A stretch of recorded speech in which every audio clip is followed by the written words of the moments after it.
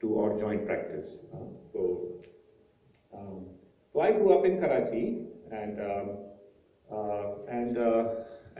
you know, I studied. I did my high school there. Okay, and then I left to the US to study.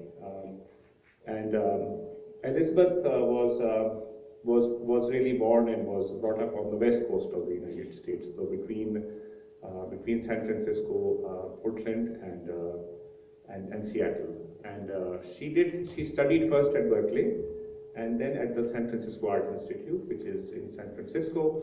And at that time, San Francisco had the Art Institute had a very strong practice of conceptual and image-based, you know, work based on photography and media.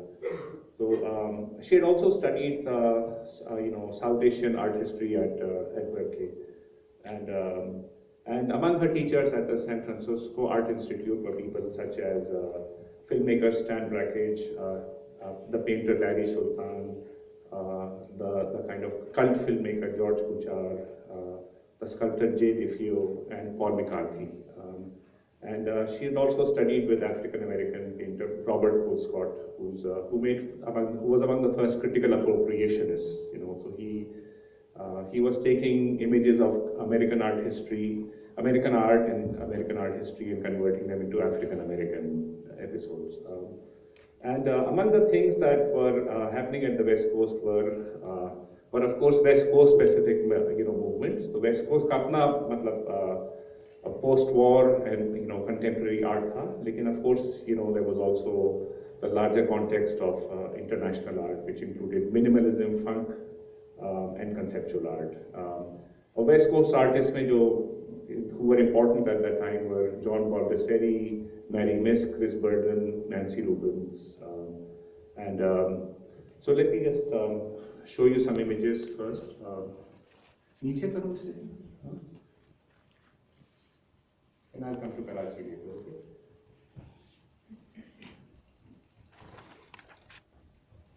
So this is for example, you know, somebody who worked in Los Angeles. This is Nancy Rubens, who made this enormous mushroom cloud made out of garbage. Okay,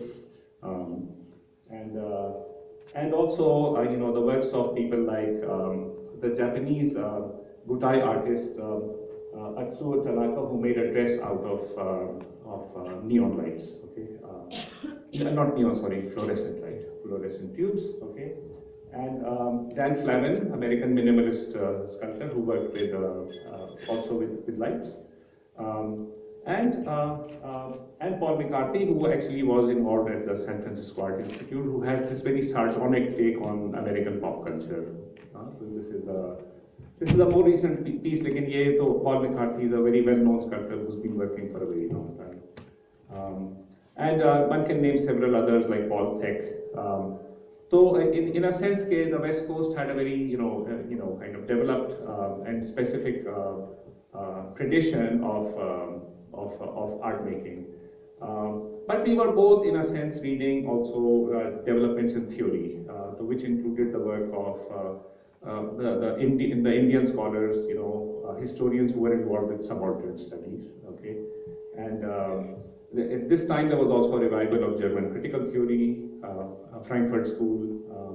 There was a new anthropology of modernity that was being published in journals like Public Culture, and there were continued debates on post-colonial issues related to art in journals like Third Text. Okay, and then apart from these, you know, I was also looking at art and architecture such as Andy Warhol's Death and Disaster series, the photography of Bernard and Hilla Becker, who were conceptual photographers.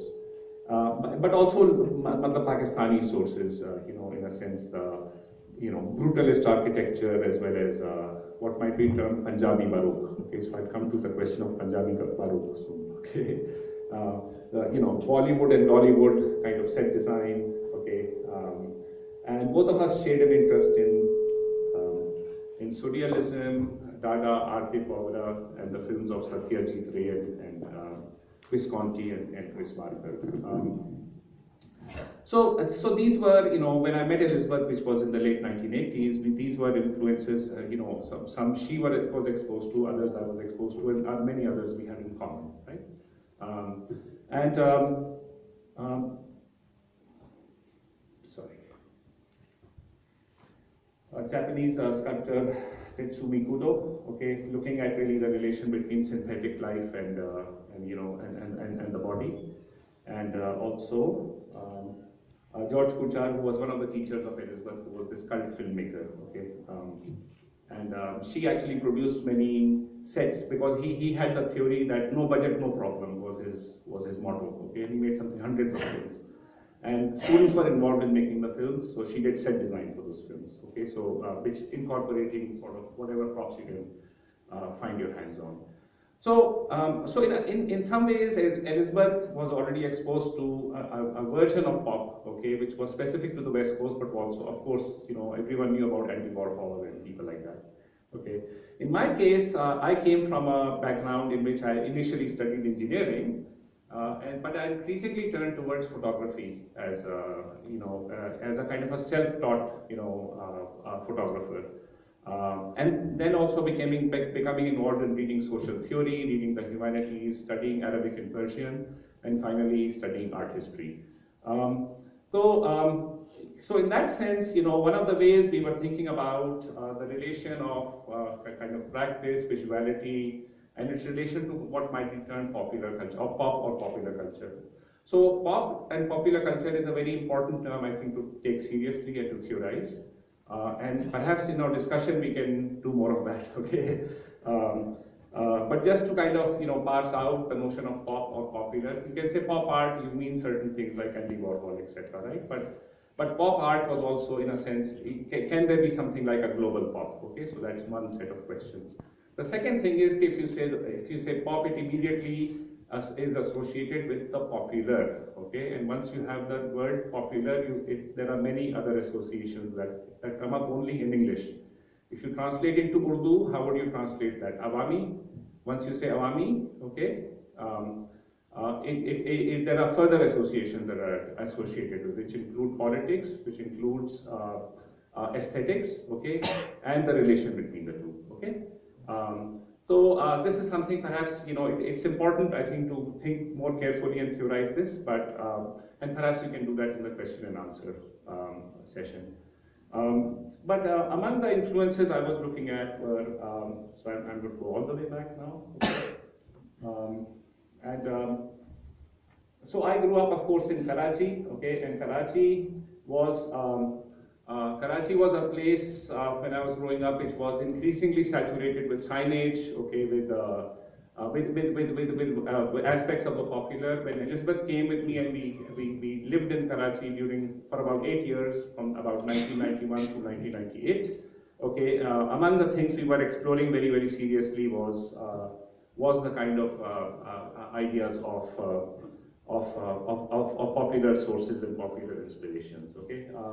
And just to say that this is not specific only to let's say the US or to Pakistan or the global South, but in a film that Pasolini made in 1967, okay, which is the Earth as seen from the moon. Okay, one of the things that the actress does in a shanty town is to rearrange plastic kind of objects to create a much nicer interior. Okay. So this is a comment, in Italy, in which basically poverty, of Italy, which was post-war poverty, was being replaced by Milanese-style sleek kitchens. Okay, so there was that disjunction between kind of, let's say, a local aesthetics and a kind of a much more sophisticated design aesthetics that was in clash with each other. Okay, so this is a film which is interesting to think about in relation to that. Okay, but of course in Karachi in the 90s was a very, very contested place as well, right? Okay, so you had things like, which you may recall, Karachi was a battleground for political groups, okay, not just for political groups, but also for religious, kind of contestation, okay, as well as commercial. Karachi being an extremely commercial city, also a playground of contestation of signage that is commercial in nature. Okay. Now, what really is the relation between all of these? Okay. So, in other words, Okay, so this is, for example, a sign I saw in, I photographed. Okay, give your smile for everyone, but give your heart only for a far. Okay, okay. Now, what I'm struck by is the very interesting a question of political affiliation and erotic commitment, to put it mildly. Okay, okay. So in other words, there is a way in which your ultimate faithfulness is to Allah. Okay, or things like this, right? So you have, for example, this. An election, graffiti, which is now defaced. Okay, very carefully defaced. You may see, which is defaced. Where Mr. Khalid Allahwala's face has been very, very carefully replaced by these posters, or things like images of this is one of the Benazir government in the 90s. Okay. Not me, okay, okay. And here you can immediately see the kind of relation between, let's say, political presence, okay, and cinematic kind of presentation, right? So I'm not interested in this presentation in taking political sides, okay. I'm much more interested in the let's say the mediums or the technology, okay, that these that these platforms enable, okay.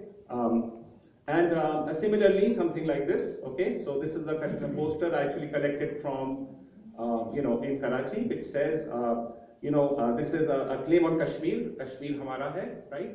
But it's, both, Zulfikar Ali Bhutto and Benazir Bhutto are dressed up in this kind of, like a kung fu or a kind of outfit, right? And so these things would circulate, and as you know, this kind of stuff continue to circulate, and Lahore is actually a very rich and interesting place to kind of look at, this proliferation of media and popular culture, right? This poster is marks a kind of commemorates bloodshed, okay, and this is a group which commemorates the bloodshed, for which the MQM is held responsible. But notice the elements of design here, right? So in other words, the MQM is spelled both in Urdu and in English, right? In this kind of dagger-like, calligraphy, right? And in fact,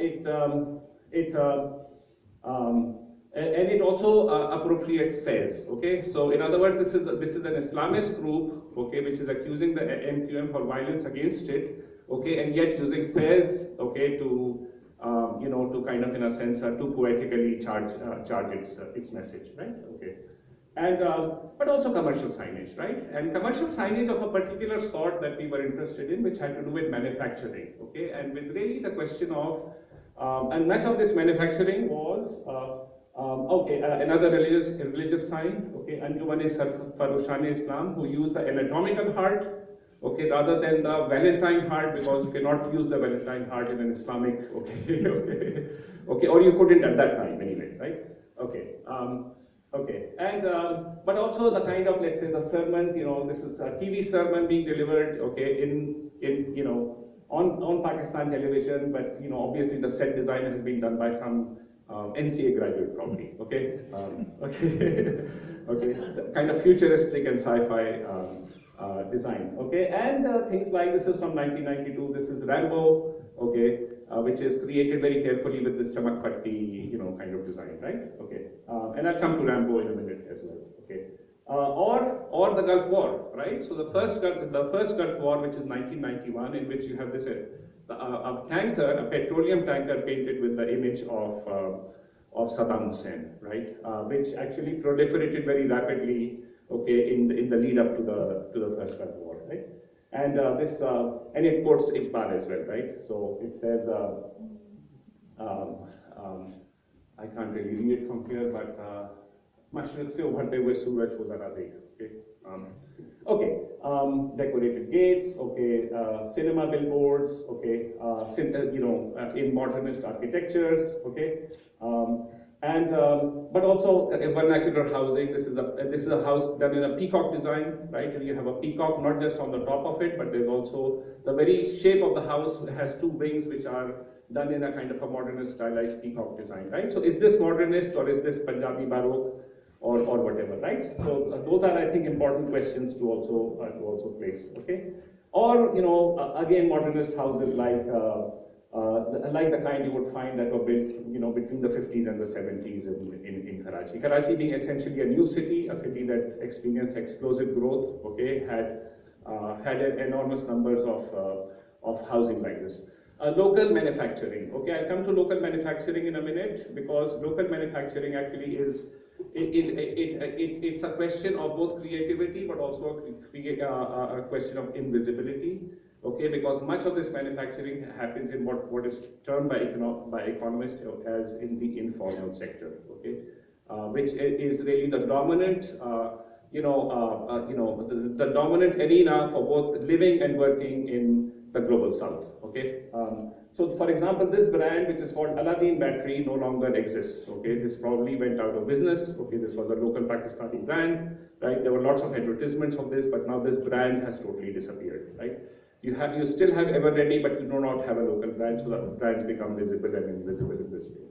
Okay, but of course, the United States also has a very powerful kind of commercial, signage. So this is, this is from the US, Radiator Works, or in Las Vegas, you have, one of the most amazing signs, okay, made in this Las Vegas casino, which is the Stardust Casino. Okay, that's the size of the signage. This no longer exists. Okay. But artists also like Alfred Jensen, who were kind of inspired by the kind of the signage and vernacular language of the United States. Okay. Okay. So I can discuss the backgrounds more, but I wanted to begin showing you some works. So perhaps we can switch we can move to the next presentation.